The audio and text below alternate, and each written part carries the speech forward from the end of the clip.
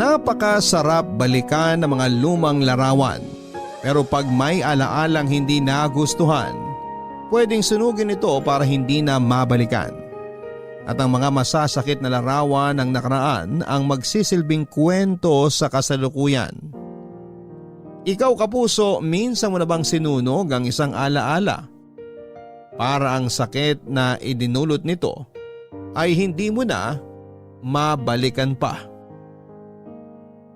Hanggang saan mo kakayanin kung lahat-lahat ng ibinibigay mo sa isang tao ay sinusuklian ng sakit at pighati?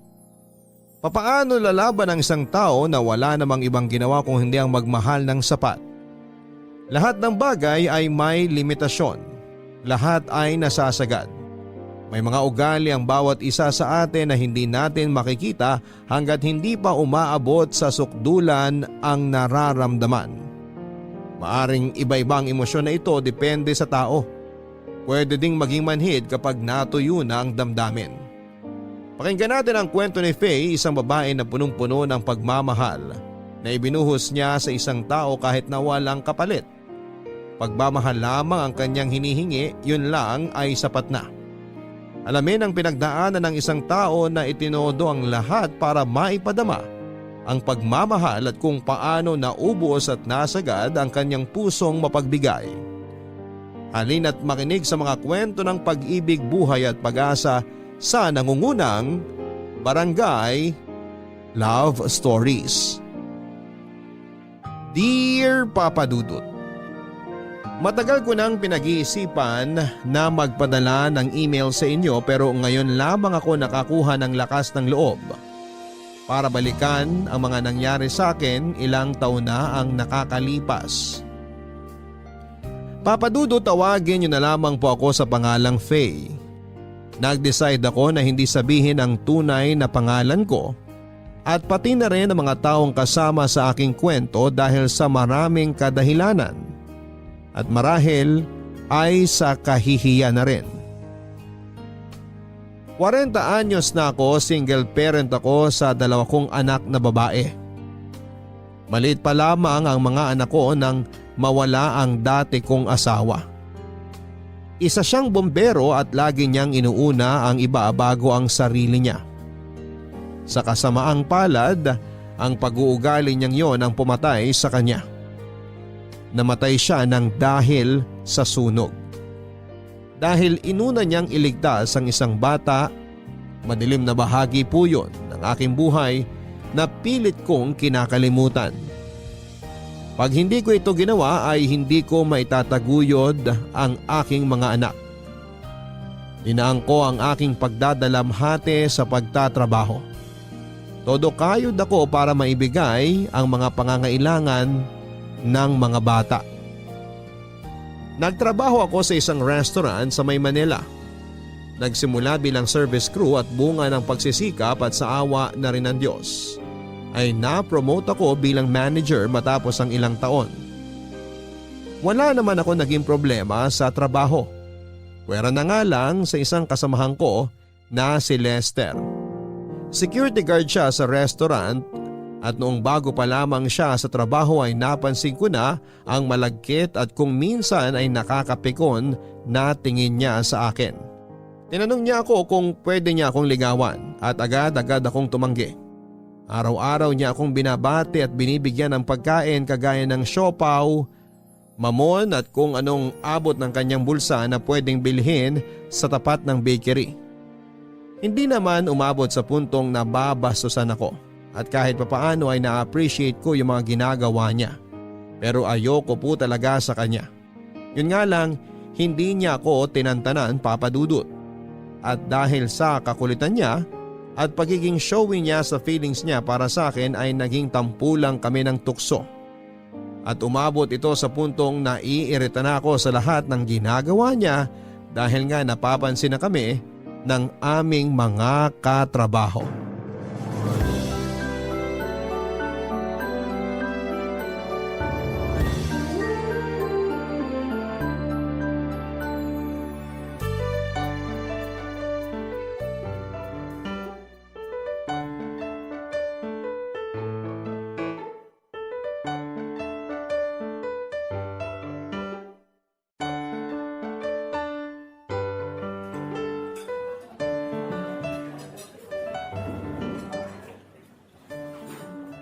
Oh, Faye! Ano nangyari sa'yo?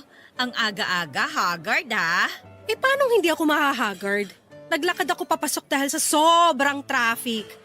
Ayoko namang malate dahil nga opening ang shift ko. Nakaka-bad trip talaga. Kailan ba mawawalan ng traffic sa Pilipinas? Kaya pala ganyan ang itsura mo. Anyway, ito, pampaganda ng araw mo. May nagpapabigay ng tinapay at siopaw asado para sa'yo. Oh, Mukhang alam ko na kung kanino galing to. kanino pa nga ba? Eh di kay Lester, ang security guard ng buhay mo. Pwede ba, Trina? Huwag mo nang ulitin yung sinabi mo, ha? Kinikilabutan ako. Ew! Kinikilabutan ka ba o kinikilig? Uy! Ba, Trina, tumigil ka na nga dyan. Never akong kikiligin sa kanya, no? Ay, salbay ka ha! Nakakakilig kaya. Busog ka na, nakakatipid ka pa. Siguro nga nakakakilig kapag nakatanggap ka ng ganyan. Pero kapag galing naman kay Lester, hindi. Alam mo yun, naanibadbaran ako sa kahit na anong ginagawa niya para sa akin. Ay, grabe! Kung makapagsalita ka, parang ang dumi naman ang tingin mo sa tao. Hindi gaano, pero parang gano'n na nga. Mukhang okay naman siya ha. Okay na maging boyfriend mo. Kanina ka pa, ha? Hindi ko ma-imagine yung sarili ko na magiging boyfriend ko siya. Teka, baka ikaw trip mo siya. Kulit mo eh. Grabe ka naman dun sa tao. Kung wala lang sana akong jowa eh. Pero kahit wala, sa'yo na lang din. Kasi mas bagay kayo, no? Tingnan mo, oh. Mukha kang anghel. Siya naman mukhang, basta may mukha. At isa pa, napaka-sweet niya sa'yo. Tingnan mo na. Itsura nga hindi mo mapaliwanag eh. Hindi ko naman sinabi na bigyan niya ako ng kung ano-ano pero ayaw niya pa rin tumigil. Tsaka ilang beses ko nang sinabi sa kanya na ayaw ko magpaligaw. Wala siya ni isa sa criteria na gusto ko sa isang lalaki. Wala siya nung 3 M's. Ha? 3 M's? Matangkad, maputi, mayaman. Wow naman! Ganda ka, te. Pero tingnan mo ha, may tsura naman siya. Oo, itsurang engkanto. Mapanlait ka rin eh, no? Sinabi ko lang kung ano yung nakikita ko. Pero hindi ako mababaw ha. Praktikal lang. May mga anak ako, Trina. Single parent ako. Nagigets mo ba yon? Oo na. Alam ko naman. Pero alam kong alam mo na masipag siya. Kitang-kita naman, di ba? Malay mo naman, yumaman siya bigla dahil sa kasipagan niya. Pwede ba, Trina? Kung nagigets mo ko, wag mo nang ibida sa akin si Lester. Hindi siya ang tipo ko. Tapos, napipiko na ako sa'yo eh. Sasamain ka na sa akin pag di ka tumigil. Ayan, oh! Ang pikon mo kasi kaya ang sarap mo lalong asarin. At speaking of, nandyan na si Lester, ang security guard ng buhay mo. Oh, ayan, papalapit na siya. Sabi ko wag mo nang ulitin yun eh. O teka, saan ka pupunta? Huwag ka munang umalis. Samahan mo muna ako. Huwag mo akong iwan mag-isa sa Lester na yan. Kahit ayaw man kitang iwan mag-isa, marami ng customer. Sige na, enjoy your day at kumain ka. Pero sana, huwag mong kainin ang mga sinabi mo, ha? Oh, hi, Lester! Ay, Ma'am Trina. Good morning. Good morning, Lester! Break mo na. Kwentuhan mo na kay ni Ma'am Faye mo, ha? Faye, kumain ka, ha? Bye! Ano ba yan? Bakit kasi ayaw akong tantanan nitong lalaki na to? Hi, Ma'am Faye. O bakit umalis ka sa pwesto mo? Baka kailanganin ka bigla doon. Nandun na po si Benjo. Gusto ko lang din malaman kung nakuha mo na yung Spanish bread at siopaw na pinasuyo kong ibigay sa'yo. Oo, nakuha ko na. Salamat. Buti naman. O ayan, alam mo na natanggap ko na. Pwede ka nang bumalik sa pwesto mo. Ma'am, Ano yun? aayain ko sana kayong lumabas bukas. Ay, wow! Saan galing yun? May trabaho pa ako bukas eh. Pero kung kaya mong bayaran ng buong araw ko, sige, sasama ako sa'yo. Hindi mo kaya, di ba? Kaya sorry, hindi ako pwede. Sayang yung kikitain ko sa isang araw dahil may mga anak ako na kailangan kong buhayin. O siya, magtrabaho na tayo. Babayaran ko po ang araw mo bukas, ma'am. Sigurado ka? Bakit? Alam mo ba ang sahod ko sa isang araw? Tinanong ko po yung kay Ma'am Trina. Sinabi po niya sa akin yung kanya. Pareho lang naman po kayo, di ba? Magkaiba kami ng sahod. Mas matagal na ako dito kaysa sa kanya. Dadagdagan ko po ng 2,000. Okay ka ba doon? Okay. Sige na. Bumalik ka na sa pwesto mo. Okay, sige. Bukas na lang po, ma'am. Maraming salamat po, Ma'am Faye. Hindi mo po pagsisisihan na pumayag kang lumabas tayo bukas. Okay. Balik na ako sa pwesto ko. See you tomorrow po, Madam Beautiful. Madam Beautiful. Yak! Ay naku! Sigurado hindi niya kayang bayaran yung isang araw ko. Pero baka naman may ipon siya at yun ang gagamitin niyang pambayad. Ano ba yan? Pati ba naman yun iisipin ko pa? Makapagtrabaho na nga lang? Papadudo talagang ayaw ko kay Lester dahil sobrang kulit niya at minsan ay feeling gwapo rin siya na talagang nagpapainit ng ulo ko. Kaya lahat ng ibinibigay niya sa aking tinapay, siopaw at kung ano-ano pa ay madalas na ibinibigay ko sa iba kong mga kasamahan. Papadudot hindi sa pagmamayabang pero may itsura ako. Maraming nagsasabi na kahawig ko nga daw si Sanya Lopez na medyo malaman. Matangos ang ilong ko at makinis ang balat. Lahat ng naging boyfriend ko ay gwapo at maganda ang estado sa buhay. Talagang mataas ang kriteria ko sa isang lalaki kaya pangit man, sa pandinig ng iba ay gano'n na lamang kababa ang tingin ko kay Lester. Papadudot nung inaya niya ako na lumabas ay nagbiro ako na bayaran niya ang isang araw ko sa trabaho. Alam ko kasi na hindi niya kayang bayaran yon. Kaya walang lakad na magaganap. Pero kinabukasan ay nagulat ako dahil nasa labas siya ng bahay at may daladalang envelope na may lamang pera. Hindi ko naman akalain na seseryosohin niya ang sinabi ko.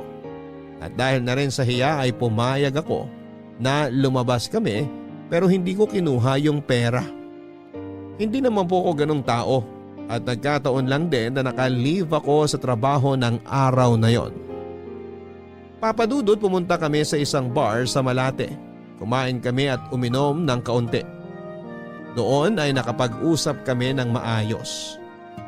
Nang mga oras na yon ay nag-share siya ng mga personal na bagay tungkol sa kanya. Nalaman ko na may isa siyang anak sa kanyang unang asawa. Matagal na rin silang hiwalay. Dahil sa pag-share niya ay nag-open na rin ako sa kanya ng mga personal na bagay tungkol sa akin. Naikwento ko rin ang malagim na sinapit ng dati kong asawa.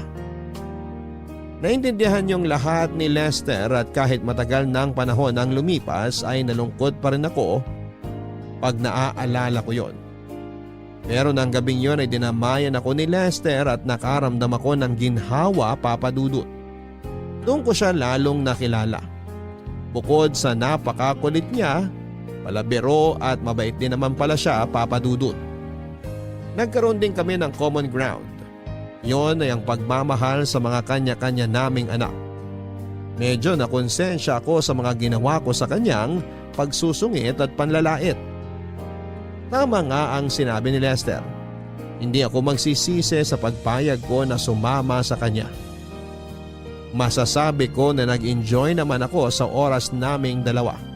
At dahil doon ay pumayag ako noong muli niya akong ayaing lumabas, Papadudot. Unti-unti ay nawala ang pagkainis ko sa kanya at naging maayos na rin ang pakikitungo ko kay Lester. Madalas na rin kaming lumalabas at dahil doon ay mas lalo pa kaming naging close, Papadudot. At kahit close na kami, totoo pa rin ang effort niya sa panliligaw niya sa akin.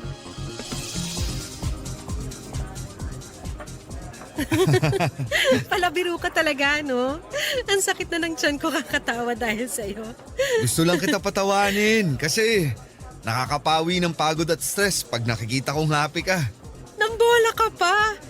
At kahit hindi ako ngumingiti o tumatawa, maganda pa rin ako, no? Kaya hindi mo na ako kailangan lokohin dyan. Kaya gustong gusto kita eh. Kasi ang lakas din ng tiwala mo sa sarili mo. Ganun naman dapat, di ba? Ako Ako na nga lang mag-isa sa buhay. Hindi ko pa ba mamahalin ang sarili ko? Kaya nga nandito ako eh. Nakahanap ka na naman ng banat, ha? Hindi naman banat yun. Seryoso yun. Alam mo, maganda ka talaga. Mabait, matalino. Yun nga lang, masungit. Hindi ako masungit. Nagsusungit lang naman ako sa mga taong hindi ko gusto. Kaya pala ang sungit mo sa akin. Pero hindi na ngayon, 'di ba? Dati, oo. Dati? Ibig sabihin, ngayon gusto mo na ako. Oh, teka, nainis ba kita? Bakit natahimik ka? May naaalala kasi ako eh. Anong naalala mo? Naalala ko na iritang-irita ako sa'yo noon. Halata naman. Pero si Q yata to. Hindi ako pwedeng panghinaan ng loob. Ang tiyaga mo rin sa akin, no? Kahit ilang beses kitang sinungitan at itinaboy, hindi mo ako sinukuan. Ganun naman talaga kapag mahalaga sa'yo yung isang tao, di ba? Hindi ka kaagad na susuko. Tignan mo, hindi ako sumuko. Ngayon, nakakasama na kitang lumabas. Salamat, Faye, ha? Binigyan mo ako ng chance na ligawan ka. Naku, huwag ka magpasalamat. Hindi naman talaga ako pumayag na ligawan mo. Pero hindi naman ako tumanggi. Dahil sa mga paglabas-labas natin, mas nakilala kita. Mabait ka at lagi mo ako napapasaya. Kaya, Kaya ano? oo na. Teka. Tama bang rinig ko? Anong ibig mong sabihin sa oo na? Oo na. Sinasagot na kita. We, hindi nga. Ang kulit! Ayaw mo ba? Sige, binabawi ko na. Wag! Hindi lang kasi ako makapaniwala na girlfriend na kita. Pakisampal nga ako. Para ako nananaginip eh. Sure ka? Sampal lang ba gusto mo o suntok? Pwede bang kiss na lang? Aba, ang bilis mo naman. Dahan-dahan lang. Teka, bakit natahimik ka? Okay ka lang?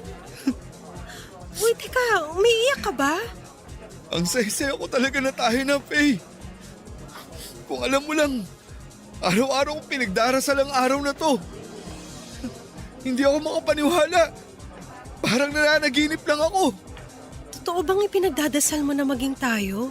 Oo, Faye. Gabi-gabi bago matulog. Promise, hindi kita sasaktan.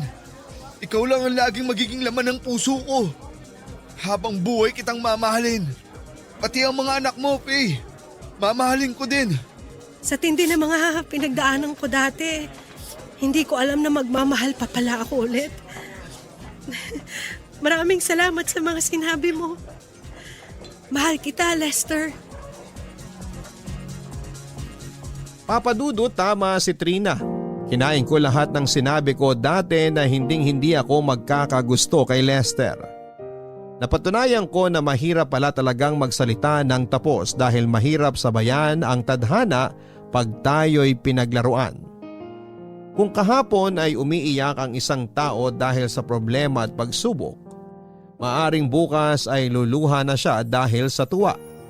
Hindi natin alam kung ano ang susunod na mangyayari at kung sino ang taong babago sa ating mga buhay, Papadudot. Pinili namin ni Lester na itago muna ang relasyon naming dalawa dahil ayaw naman namin na mapag-usapan sa trabaho. Ayoko sa mga marites sa opisina at para manatiling professional pa din ang aming turingan. Bukod sa aking mga anak ay masasabi kong si Lester ang dahilan para gumising ako sa umaga na may ngiti sa mga labi ko. Masasabi ko na umaapaw ang aming kaligayahan.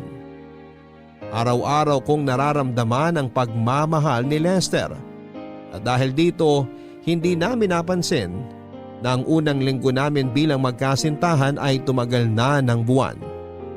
At ang buwan ay naging taon. Ganun yata talaga pag tunay kang nagmamahal. Ang bilis ng panahon. Dumating din ang araw na pinakilala ko si Lester sa aking mga anak.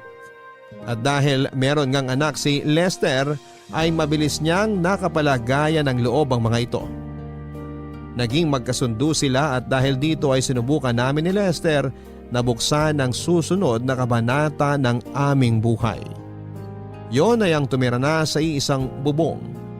Ang makitang masaya si Lester kasama ang aking mga anak ay isa sa mga bagay na hindi ko ipagpapalit. Wala nang paglalagyan ng kaligayahan ng aking puso. Papadudot ng mga unang linggo ay naging masaya ang pagsasama namin ni Lester sa iisang bahay. Nakita ko ang pagiging responsable niya. Nag-resign siya sa pagiging security guard at nirefer ko siya sa kaibigan kong engineer para gawing foreman sa isang construction site kung saan ay mas maganda ang pasahod. Okay naman siya. Pero sabi nga nila hindi mo lubusang makikilala ang isang tao kapag hindi mo pa nakakasama ito sa iisang bubong. Ilang buwan ang lumipas at may nalaman ako sa pag-uugali niya. Unti-unting lumalabas ang pagiging seloso at possessive niya. Nung una ay okay lang ito at parang natutuwa pa nga ako dahil nararamdaman ko na mahal niya ako. Pero habang tumatagal ay nasasakal na ako sa ugali niya. Ayaw niya na nagsusuot ako ng mga masisikip na damit. Ayaw niyang nakikipag-usap ako sa ibang lalaki kahit mga barkada ko pa ito noong college. At pagkasama ang ibang kaibigan ko kahit babae pa ito ay sobra-sobra siya kung magalit. Para bang gusto niya akong ikulong. Para bang ang buhay ko ay dapat ay bahay-trabaho lamang. Pinilit ko itong intindihin, Papa Dudut.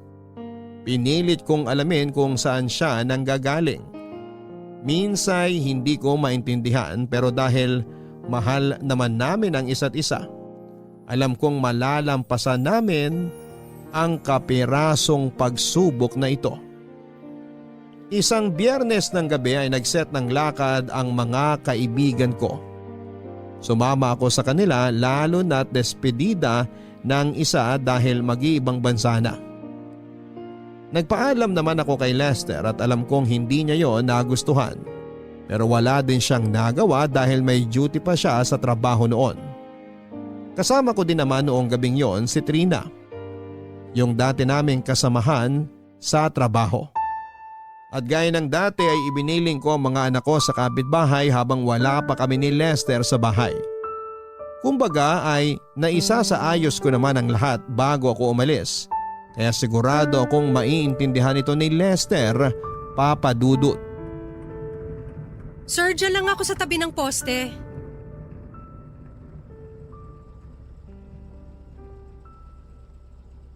Ito po yung bayad. Keep the change. Naku, ma'am, maraming salamat po. Ikaw babae ka! Kanina pa kita inaantay! Anong oras na ha? Halika dito! Lester! Ano ka ba? Hoy, bakit mo siya hinihila? Nasasaktan ako! Dami mong sinasabi! Bumaba ka na dyan! Ma'am, kilala niyo ba yan? Opo, asawa ko po siya. Di ka ba makaintindi? Bumaba ka na dyan sabi eh! Aray! Wag mo nga akong kalit-karin. Ano ba? Nakakaya sa mga tao. Saan ka galing? Gabing-gabi na! Siguro hindi si Trina ang kasama mo.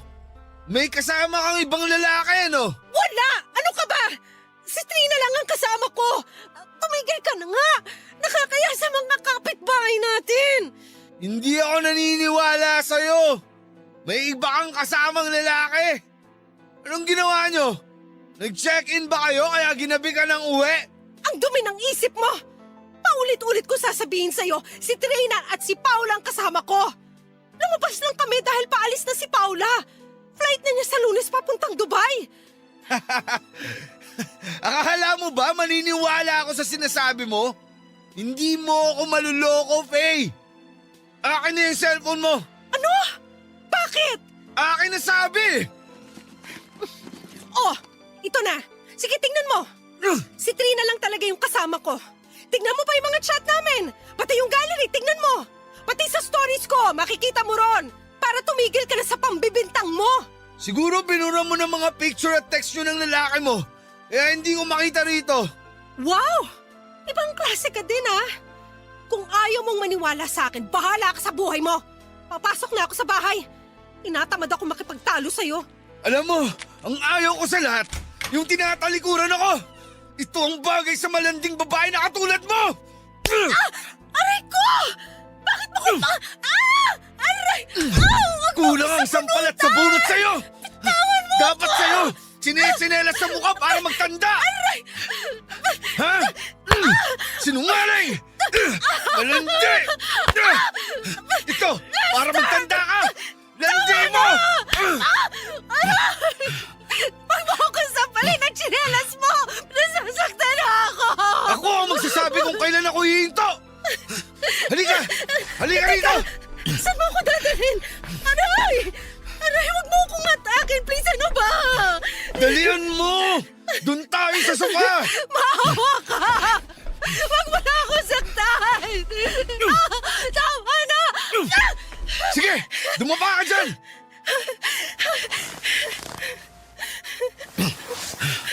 Faye, akin ka lang!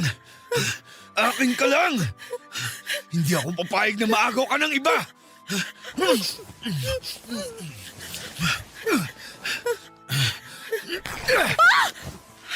Lester, anong ginagawa mo? Manahimik ka! Huwag ka ng maraming tanong! Lester.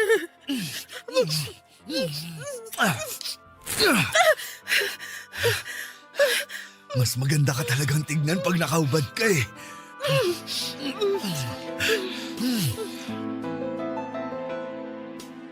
Papadudot, hindi ko maintindihan ang galit ni Lester.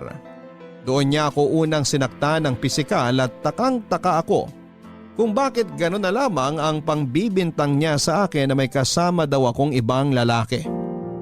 Paulit-ulit ko namang sinasabi sa kanya na mahal ko siya at hindi ko siya kayang lokohin. Hindi ako ganong babae. Nagulat din ako sa mga inasal niya ng gabing yon na matapos niya akong sampal-sampalin ay bigla akong roromansahin. Napalive pa ako sa trabaho para pag-isipan ang mga nangyari at pahupain na rin ang marka ng sampal sa akin ni Lester. Papadudot, aaminin ko na hindi lang yon ang unang beses na nasaktan ako ni Lester. Nakikita pa ng mga anak ko ang pananakit niya sa akin kaya unti-unting lumalayo ang loob nila sa tito Lester nila. Natatakot sila dito. May mga panahon din, papadudot, na kahit walang dahilan ay sinasaktan niya ako. At pagkatapos niya akong saktan, ang kasunod noon ay ang pakikipagsiping niya sa akin. Ilang beses itong nangyayari at nagpa siya akong paalisin muna siya sa amin para makapag-isip-isip. Sa kasamaang palad ay lagi niya akong binabantaan na magpapakamatay siya kapag hihiwalayan ko siya. At dahil sa pagmamahal, umasa ako na babalik yung nakilala kong Lester, yung taong nangako na hindi ako sasaktan. Papadudot, alam ni Trina ang ginagawa sa akin ni Lester. Lagi niyang sinasabi sa akin na masyado akong nabulag sa pagmamahal ko sa kanya. At isipin ko naman daw ang sarili ko at hiwalayan ko na siya, papadudot. Pero kahit ano pa ang payo nila, ay hindi ko ito magawang sundin. Kaya naisipan niya na baka ginagayuma ako ni Lester at nagsisi pa nga siya kung bakit niya ako tinukso doon. Hindi niya lubos maisip na magkakagusto ako sa kanya dahil sa itsura pa lamang daw ay hindi na kami bagay. Hindi ko na lamang yon pinansin dahil naniniwala ako na mahal ako ni Lester. Nararamdaman ko pa rin naman yon. At sa katunayan ay gumawa siya ng effort para maging mas maginhawa ang buhay namin. Umiram siya ng pera bilang placement fee dahil balak niyang magtrabaho sa ibang bansa. Ngunit, papadudot, may mga bagay na hindi ko na kinaya. May limit din naman ako bilang isang tao at bilang kapareha.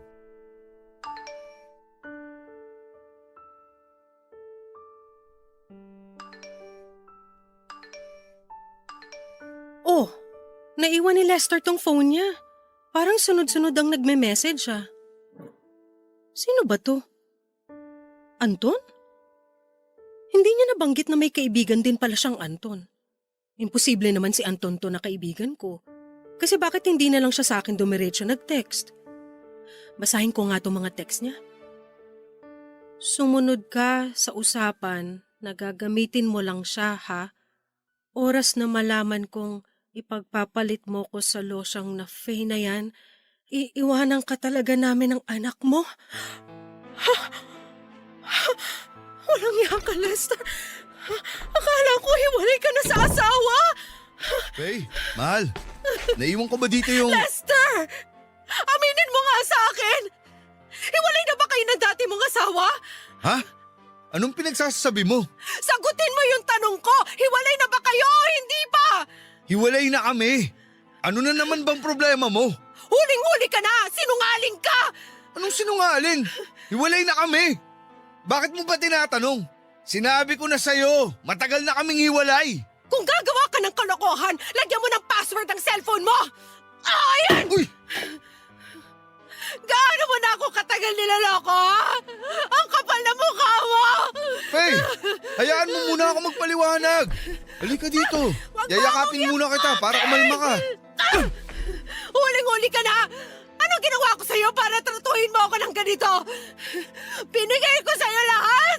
Minahal kita ng sobra-sobra, pero lolokohin mo lang ako! Ginagamit mo lang ako, Lester! Faye, hayaan mo muna ako magpaliwanag. Mali ang iniisip mo. Nasabi niya lang yun kasi nanghihingi siya ng pera para sa anak namin. Huwag mo nga akong gawing tanga!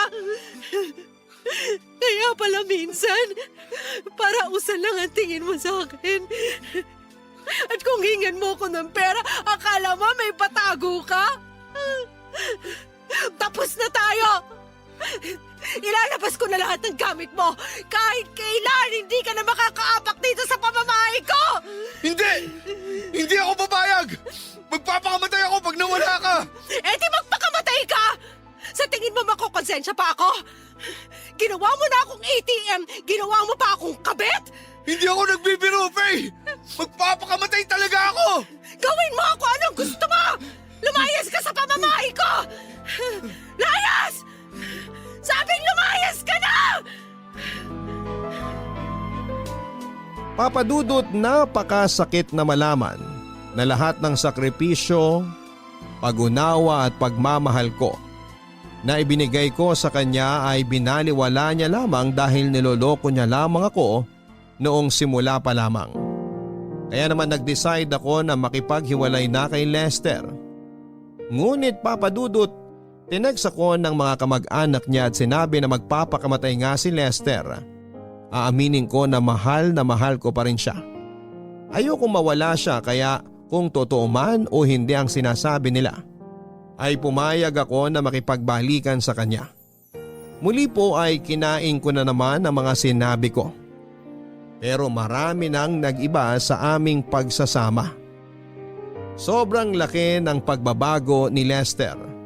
Hanggang sa nalaman ko, papadudot, na hindi pala niya talaga hinihiwalayan ang dati niyang asawa at may bagong babae na naman siyang kinakalokohan. Ang pinakamasakit sa lahat ay nabuntis niya ito. Sabi lang ito ni Trina dahil nakita daw niya sa isang post sa social media kung saan ay nakatag si Lester. Talagang nagawa pa nilang i-post yun. At ang hinala ko ay hindi na naman ito napansin ni Lester. Kinumpronta ko siya noon pero itinanggi niya. At parang sanay din ang puso ko na masaktan dahil ang sabi ko sa kanya ay aminin na lamang niya at magbago na siya. Kakalimutan at tatanggapin ko siya ulit ng buong buo. Wala eh. Bulag na bulag ako noon, papadudot. Pero napakalaking sinungaling ni Lester. Hanggang sa huli kahit may nakapagsabi at nakapagpatunay sa akin ng ginagawa niya ay hindi pa rin po siya umamin. Papadudot, nagmahal lang naman po ako. Pero hindi ako ganon katanga. Tuluyan ko din naman pong iniwan si Lester. Hindi madali ang mag-move on pero alam na alam niya ng mga taong sumusulat sa iyo at naranasan kung ano ang naranasan nila. Noong mga panahon na yon ay wasak na wasak ako. Hindi lang dahil nalaman ko na simula pa lamang ay niloloko na ako ni Lester, kundi gawain pala niya talaga yon. Kaya kung noon ay walang paglagyan ng tuwang nararamdaman ko dahil minahal niya ako, Dumating ako sa punto na wala nang puwang sa puso ko ang kaligayahan. Kung paano ako unti-unting pinaibig ni Lester. Kung paano niya ako sinabayan na bumuo ng mga pangarap ay siya din palang susunog sa mga ito. Sinira niya ang pagkatao ko, Papa Dudut. Dumating ang panahon na lahat ng bagay ay napabayaan ko na. Sarili ko, kalusugan ko, trabaho ko, pati na ang mga anak ko. Alam ko na maling-mali yun at hindi ko na dedepensahan. Ang lungkot sa puso ko ay wala ng paglagyan. Para akong salamin na binasag ng pinong-pino at wala ng pagkakataon pang mabuong muli. Awang-awa ako sa sarili ko, Papa Dudut, at dahil sa tindi ng emosyon na naramdaman ko ay hindi ko na napansin ang mga tao sa paligid ko. Puro yung mga nawala lang ang nakikita ko. Kaya hindi ko napansin kung ano pa yung meron ako. Hindi ko napansin ang pinakamahalaga sa buhay ko. Ma, buksan mo tong pinto! Lumabas ka na dyan, kumain ka naman na! Please, Ma! Hindi ako nagugutom. Ilang araw ka nang hindi kumakain, baka mapano ka na niyan. Ma, buksan mo na to! Hayaan mo na ako. Huwag mo na akong kulitin. Ma, please, kahit konti lang. Kumain ka. Ayoko ngang kumain. Umalis ka na. Ma, Oh, hindi naman kita pinapapasok dito sa kwarto ko ah. Lumabas ka. kumain ka naman kahit konti, Ma. Ito, dinala ko na yung pagkain mo. Sumubo ka kahit konti. Ilalapag ko na dito sa mesa. Ay! Ma! Bakit mo naman tinapon yung pagkain mo? Di ba sinabi ko na sa'yo na ayaw kong kumain? Bakit ba ang kulit-kulit mo? Labas! Lumabas ka sa kwarto ko! Ma, tama na. Huwag mo nang pahirapan sarili mo. Nag-aalala na ako. Nag-aalala na kaming mga anak mo sa'yo. Ma! Ako, Ben! Bitawan mo ako! Ma! Huwag mo namang pahirapan ang sarili mo dahil sa walang kwentang lalaki na yon. Hindi mo alam kung ano yung nararamdaman ko. Hindi mo maiintindihan. Walang makakaintindi. Siguro nga hindi ko alam kung anong nararamdaman mo. Pero Ma, sa mga nangyayari sa iyo ngayon, hindi lang naman ikaw ang nasasaktan. Nasasaktan na rin kaming mga anak mo. Ang sakit makita na yung nanay namin nagkakaganyan. Hindi namin alam kung anong gagawin namin para maging okay ka na, Ma. Kung kailangan mo ng kausap, nandito lang ako. Makikinig ako sa'yo. Bakit ganun? Kahit sobra niya akong sinaktan at niloko, umaasa pa rin ako na babalikan niya ako. At matutuloy yung kasal naming dalawa. Umaasa pa rin ako na mabubuo ang pamilya natin. Kahit sinaktan ka na ng paulit-ulit ng lalaking yon, gusto mo pa rin siyang bumalik at pakasalan ka? Ma, bago siya dumating, buo ang pamilya natin. Siya pa nga ang sumira sa atin eh. Ma, tama na naman. Huwag mo na ring asahan na babalik pa siya. Dapat nga magpasalamat ka dahil sa wakas wala na yung dahilan kung bakit naging miserable ang buhay mo ng ilang taon. Ma, may naunang anak na siya. Tapos nakagawa pa ng isa. Baka hindi natin alam meron pang pangatlo o pang-apat. Pero mahal na mahal ko siya. Hindi ko kaya na mawala siya. Saan ka dinala ng pagmamahal na yan? Oo nga, mahal mo siya, pero siya, mahal ka ba niya? Ako, Ma, mahal mo ba ako? Kami, mahal na mahal ka namin ng kapatid ko. Ma, tama na yung kahibangan mo sa lalaki na yon. Anak, mahal na mahal kita. Pero naniniwala pa rin ako na maayos namin to ni Tito Lester mo. Magbabago pa siya. Hanggang kailan ka aasa na magbabago siya? Ilang beses ka dapat masaktan para ma-realize mo na hindi siya karapat-dapat sa pagmamahal na binibigay mo sa kanya. Gumising ka na, Ma. Maawa ka naman sa sarili mo. Yung taong nangako sa'yo na mamahalin ka habang buhay, wala na siya. Matagal na siyang wala, kaya mag-move on ka na.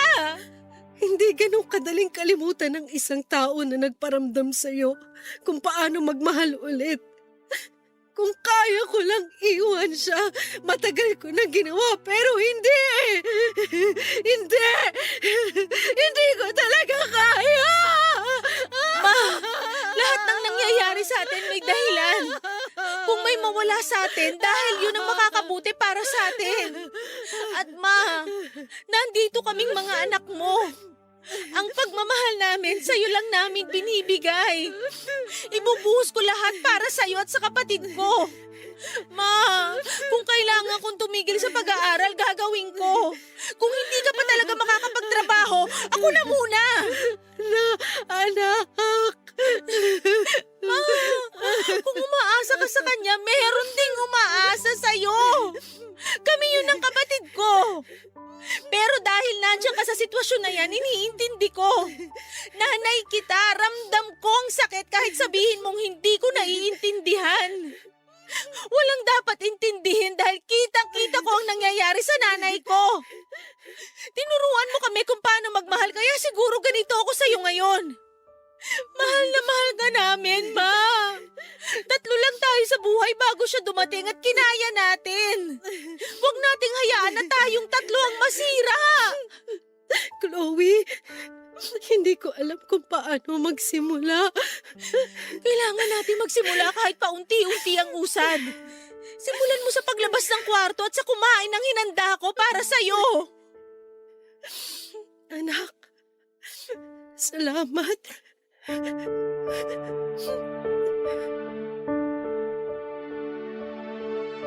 Papadudot bumaligtad ang mundo para akong isang teenager na pinagsasabihan ng nanay ko. Nagising ako sa mga salita at asal na ipinakita sa akin ng panganay ko. Hindi ko akalain na manggagaling sa kanya yon. Tama ang lahat ng sinabi niya. Ako mismo ang nagpapahirap sa sarili ko.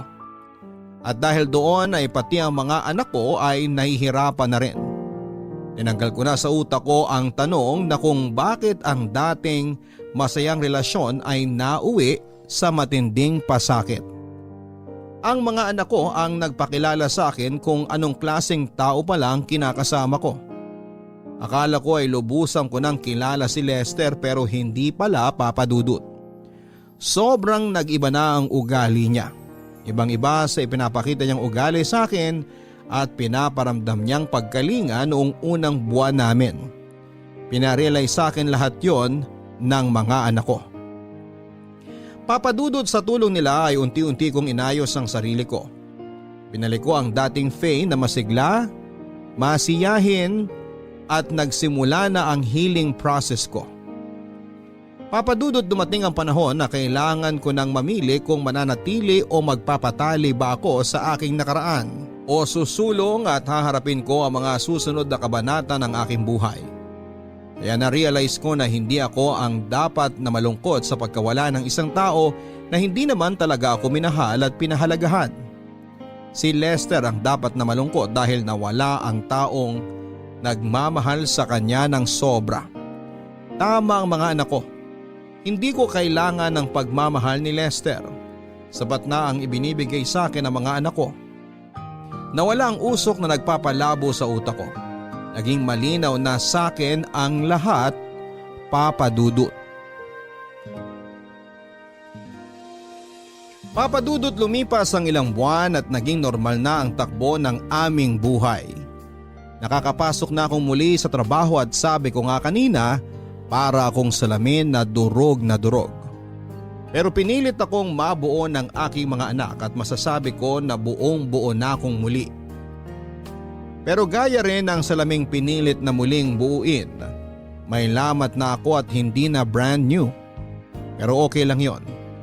Alam kong nariyan ang mga anak ko para buuin ako sakaling may mga pirasong mahulog mula sa akin. Sa atin din ang dinanas ko kay Lester. Yung dati kong personality na isang strong-willed woman ay hindi ko pa rin tuluyang naibabalik.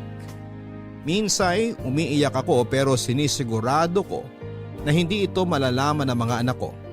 Hindi na nila ako makikita sa ganong sitwasyong muli, Papadudot. Pero ang pagkakataon nga naman ay laging mapagbiro.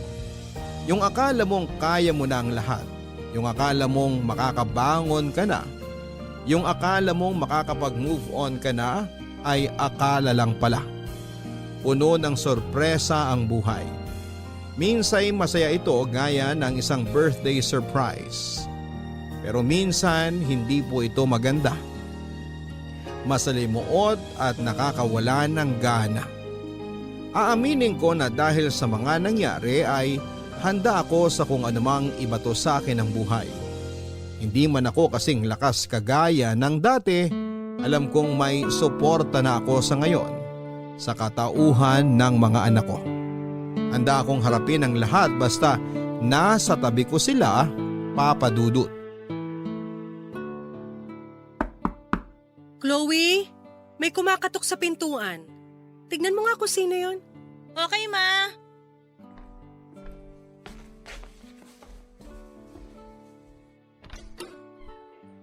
Anong ginagawa mo rito? Ang kapal naman ng mukha mong pumunta dito sa bahay. Pagkatapos ng lahat ng ginawa mo? Sino kaya yun? Hindi. Bakit tinaaway Bawal ni kang pumasok. Chloe? Anak, sino yung dumating? Si Lester. Si Lester? Oo, Ma. Gusto ka raw niya makausap. Hindi ko pinapasok. Sabi ko, hintayin ka na lang niyang lumabas kung gusto mo siyang makausap. Papasukin mo sa loob ng bahay. Kakausapin ko. Pagkatapos ng lahat ng ginawa niya sa'yo, papapasukin mo pa rin siya dito sa bahay? Papasukin mo, Chloe. Pero Ma, Sinabi ng papasukin mo siya eh. okay. Pero sana Ma, huwag mong kalimutan yung pinagdaanan mong hirap at pasakit dahil sa lalaki na yan ha. Huwag ka sanang madaan sa mga sasabihin niya sa'yo. Teka lang, papapasukin ko na.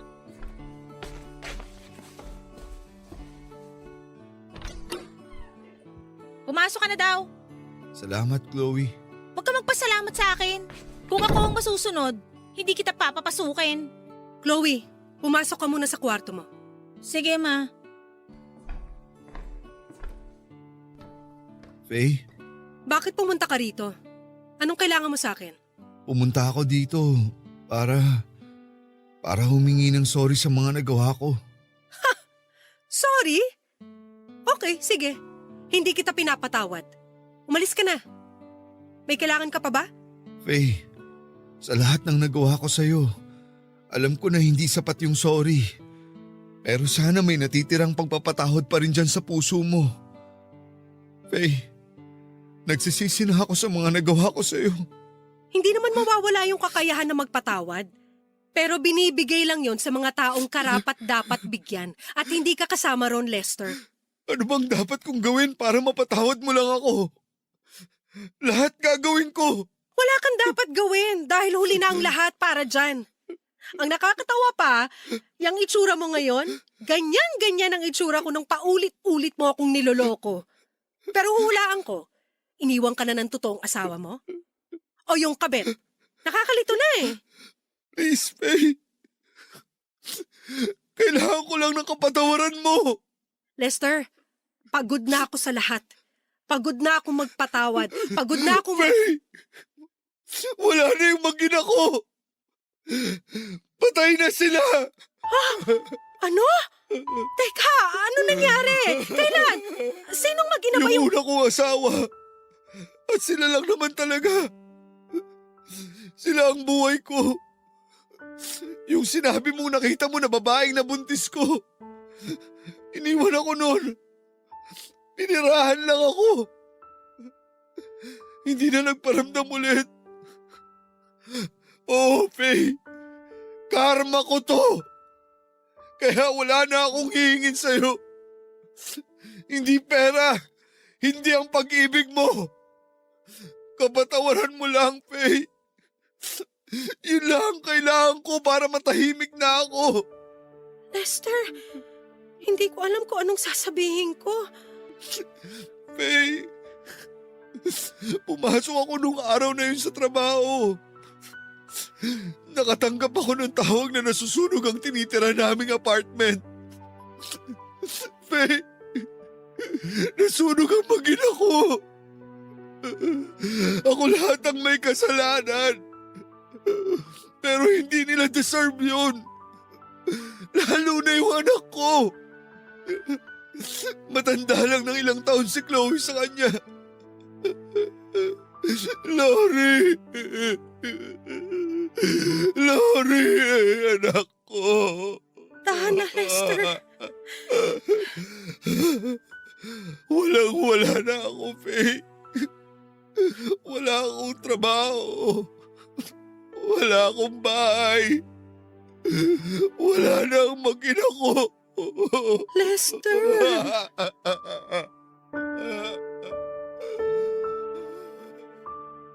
Papadudot, pagkatapos ng tagpo na yon ay medyo natunaw ang puso kong bato.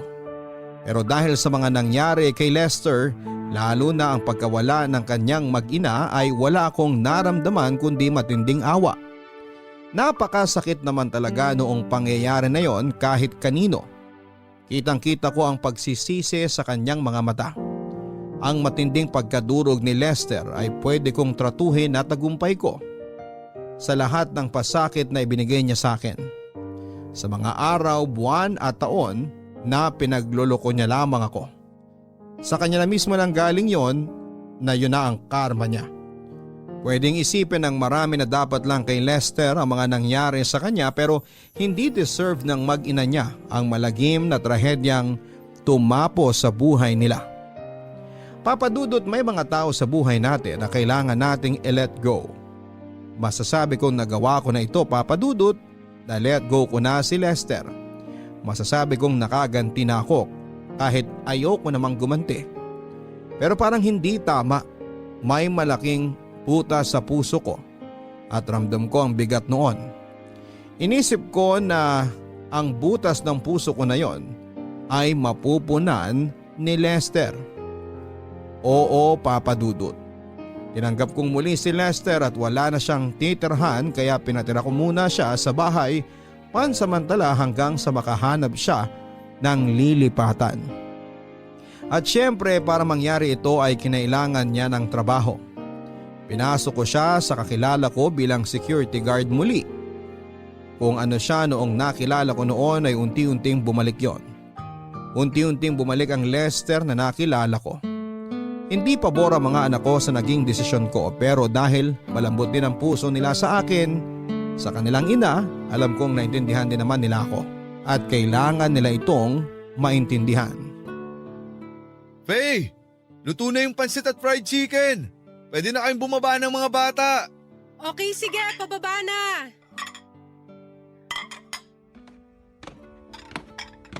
Wow! Ikaw na yung may birthday. Ikaw pa nagluto. Happy birthday, Lester. Salamat. Pasensya na kung ito lang handa ko. Sana magustuhan mong luto ko. Ano ka ba? Sigurado magugustuhan ko yan. Nakakatuwa nga kasi nag-abala ka pa talaga. Pasensya na kung hindi ako nakapaghanda Busy kasi ako Marami akong inaasikaso. Nako, wala yun. Pasasalamat ko na din to sa pagpapatira mo sa akin dito. Tawagin na natin ang mga bata para makapag... Shh! Huwag kang maingay. Ha? Bakit? Dahil birthday mo, may regalo ako sa'yo. Tara dun sa kwarto. Sa kwarto? Faye, matagal kong hinintay ang pagkakataong to. Alam ko magiging akin ka ulit. Alam kong mahal mo pa ako Kaya nga, wala ka pa rin bago hanggang ngayon, di ba? Teka, wag mo akong hawakan dyan. Nakikiliti ako. Baka bumaba yung mga bata. Halika na. Bilisan mo. Doon tayo sa kwarto mo. O dapat bang sabihin ko na kwarto natin? Faye, hindi na ako makapaghintay. Halika na. Aray medyo mahigpit ang hawak mo sa kamay ko Pero sige, tara na sa kwarto. Yan. Yan ang gusto ko sa'yo. Bilisan mo, akit dun sa kwarto. Ayan. Oh, teka. Ano to? Surprise! Faye, bakit nandito ang bag ko? Inimpake ko na kasi mga damit mo at lahat ng gamit mo. Konti lang naman, kaya kasya na sa bag mo. Anong ibig sabihin nito? Ibig sabihin yan, makakaalis ka na sa pamamahay ko. Teka, Faye. Bakit? Anong nagawa ko? Wala na akong ginagawang masama. Bakit mo ako pinapalayas? Walang yak talaga. Napakasinungaling mo pa rin. Hindi na ako yung tangang Faye na mabibilog mo. Naalala mo naman siguro yung nasunog mong mag-ina, no? Ha? Oo naman. Di ko sila malilimutan. Ano bang… Yung nasunog mong mag-ina, hinahanap ka sa dating restaurant na pinagtrabahuhan natin. Sandali. Paano nangyari yun eh? Tumigil ka na! Anong klaseng tao ka? Ay, teka! Hindi ka tao! Demonyo ka! Biruin mo, pinalabas mong namatay ang mag-ina mo sa sunog? Bakit yun ang naisip mong idahilan sa akin? Para kaawa-awa ang dating mo? Ang galing mo! Sinunog mo sila sa kwento mo dahil alam mong maaalala ko yung nangyari sa asawa ko dati? Faye, magpapaliwanag ako. Tapos na ako dyan! Wala na ako natitirang kahit na ano para sa'yo. Alam ko na ngayon kung sino ka talaga. Yan ang tunay na ikaw. Yung mga pinakita mo noon, yun ang maskara mo para makagawa ng mga kademonyohan sa ibang tao. Ah, ganun ba? Eh di kung alam mo na pala lahat at tingin mo sa akin demonyo, eh di susunugin ko na lang kayo dito ng mga anak mo. Tototohanin ko na ngayon. Susunugin ko kayo para magsama-sama na kayo ng asawa mo. Lester, huwag ka nang kung ano-ano pang sinasabi. Naririnig mo ba yon? Mga pulis yun, Lester. Tinawagan na sila ni Chloe kanina pa. Dahil alam kong pwede mo kaming saktan ng mga anak ko. Faye, nasabi ko lang naman yun kasi nabigla ako. Kasalanan talaga ng babaeng yun kung bakit ko sila iniwan eh. Walang kwentang tao kasi yun. Makapal talaga ang mukha ng hayop na yun. Faye! Hahayaan na sana kita makatakas eh, kaya lang pinagbantaan mo pa ang buhay namin ng mga anak ko. Makakasuhan patuloy kita. Kung ako sa'yo, kunin mo na yung bag mo at tumakas ka na. Faye naman! Nakikiusap ako! Faye! Happy birthday, Lester! Papadudot buti na lang at mabait at accommodating ang mga pulis na nakipagtulungan sa amin ni Chloe. Dumating sila ng gabing yon. Inasahan ko na talagang mananakit si Lester pero hindi ko inasahan na pagbabantaan niya ang buhay namin ng mga anak ko at susunugin ang bahay namin. Dali-dali niyang kinuha ang kanyang bag at tumakbo palabas. Hanggang sa nakarinig ako ng ilang putok ng baril. Hindi siya tumigil nang tawagin siya ng mga pulis at nanlaman daw ito ng akmang dadamputin na nila. Kaya nabaril si Lester at napatay. Mabilis ang mga pangyayari, hindi ko nasaksihan ang mga naganap. Sinabi ko ang lahat ng dapat malaman ng mga pulis at doon ay natapos ang buhay ni Lester. Sarado na ang kaso at sa hindi inaasahang pagkakataon ay muli akong nakaramdam ng ginhawa dahil pa din kay Lester. Sa totoo lang papadudot kahit humingi siya ng kapatawaran kung nasaan man siya ngayon ay hindi ko maibibigay yon sa kanya. Kung kaya niyang sunugin ang sarili niyang anak sa kwento, baka kaya niyang totohanin yon sa mga hindi niya kaano-ano. Ang pagkamatay niya ay magsisilbing hustisya para sa mga buhay na nasira niya. Sa ngayon ay single pa rin po ako pero masayang masaya sa piling ng mga anak ko. Naging magulo at masalimuot man ang takbo ng buhay ko noon.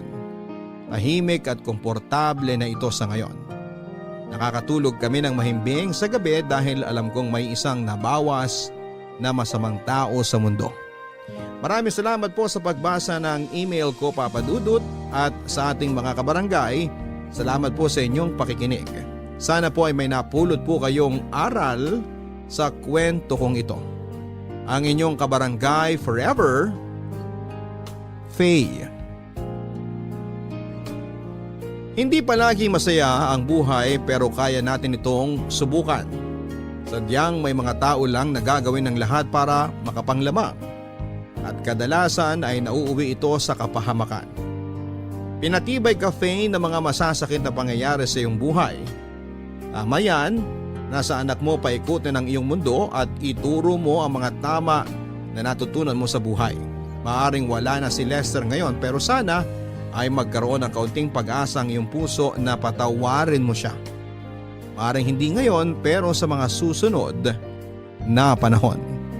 Hanggang sa muli, ako po ang inyong si Papa Dudut sa mga kwento ng pag-ibig, buhay at pag-asa. Sa Barangay Love Stories #1. Mga kwento ng pag-ibig, kwento ng pag-asa at mga kwento ng buhay dito sa Barangay Love Stories. Love Stories. Forever. Nagustuhan ng iyong napakinggan? Ituloy yan via live stream sa www.gmanetwork.com/radio.